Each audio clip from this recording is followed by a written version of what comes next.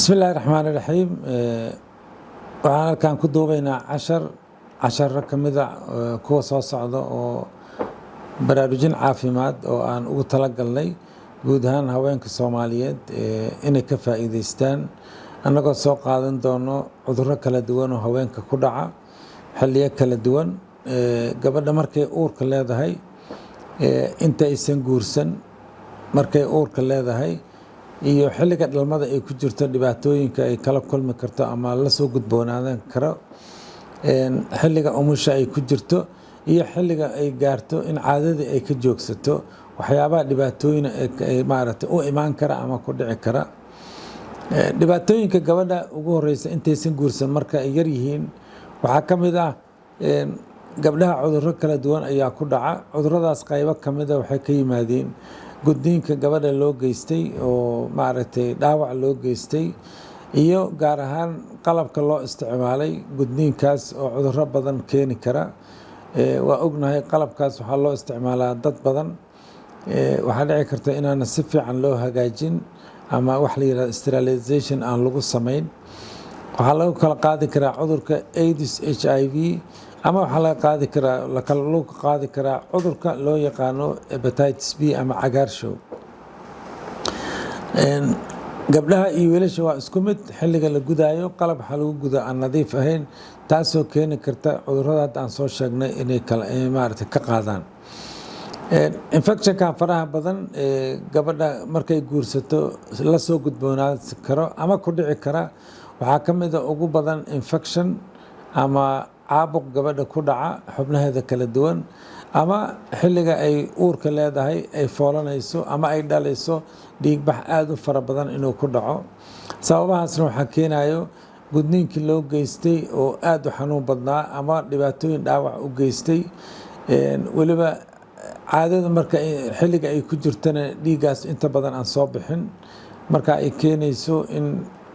ilmagaleenka iyo dhibaatooyin badan ay la kulmaan cudurrada kale ee dadka ku dhaca haweenka waxaa ka mid ah ragga iyo dumarka marka ay kulmayaan cudurro badan ayay kala qaadaan sida hepatitis waxa la yidhahdo cagaarshow B ama C ama cudurka HIV marka waxaa aada ugu talinaynaa ummadda Soomaaliyeed in ay xilliga isguursanayaan labada qof ay isbaaraan cudurrada qof ka mid ah hadduu qabo iyo qofka kale si loo ogaado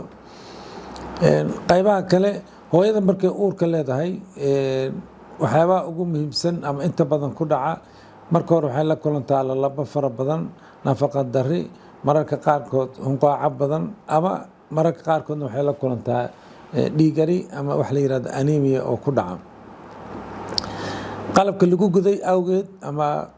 hooyada looga umuliyey waxaa dhici karta cudurka loo yaqaano tetanus inay maaragtay ka qaado ilaan beriyaha la isla isticmaalay marka arrimahaas oo kale hooyada markay la kulanto iyo inta ay fiican tahayba waxaan kula talinaynaa tallaal inay ka qaadan karto isbitaalka Yaardameeli inay timaado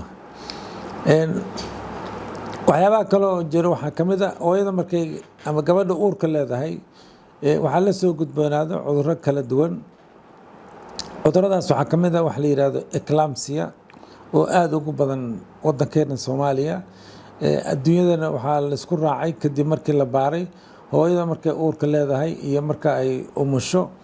dhimashada Soomaaliya waa adduunka meelaha ugu badan waxyaabaha keeni kara waa waxyaabo laga hortegi karo ama la baari karo calaamadaha isku arki karta waxaa ka mid ah hooyada lugaha markay bararaan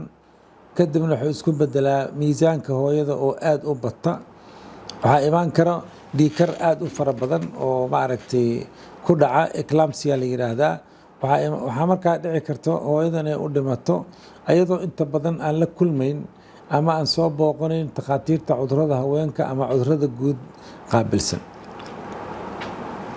eclampsia waa cudur aada u xun hooyada waa u dhiman kartaa haddaysan u dhimanna waxaa dhici karta ilmaha uurka ku jiro inay dhintaan hooyada hadday ka badbaado waxaa imaan karta in maskaxda ay qalal uga dhaco markaana ay noqoto dhibaato joogto ah oo mar walba ma aragtay jirkeeda ka muuqan doono caqligeeda maskaxdeeda say u fikirayso dhimashada hooyada markay uurka leedahay ama ay dhasho inta badan waxay u dhintaan cudurrada hadda aan soo sheegnay oo ah cudurro laga hortegi karo. taana waxay ku xiran tahay ama la gudboon hooyada markay uurka leedahay inay isbitaalka tagto, takhaatiirta ay la xiriirto una tagto oo maaragtay caafimaadkeeda loo baaro intay uurka leedahay oo aan dhibaatada soo gaarin. intaa markaa isbitaalka markaa waxaa noo joogo 2 takhtar cudurrada haweenka ku takhasusay, kuwa oo maaragtay qaabilsan cudurrada ka hortagga iyo kuwa guud iyo intaysan dhibaatada ku dhicin. waxaan kula talinaynaa maaragtay inay takhaatiirta la xiriiraan, ka tala qaataan dhibaatooyinkooda si intay goor tahay wax looga qabto. halkaas waxaa noogu dhammaaday qaybtii koowaad